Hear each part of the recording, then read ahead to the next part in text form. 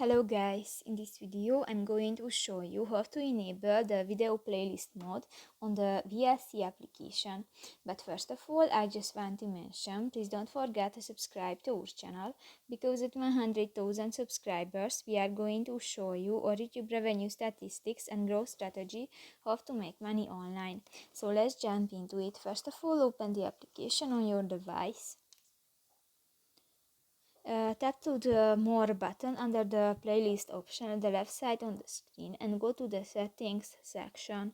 Scroll down and in the Extra Settings section you can find the first option, the interface.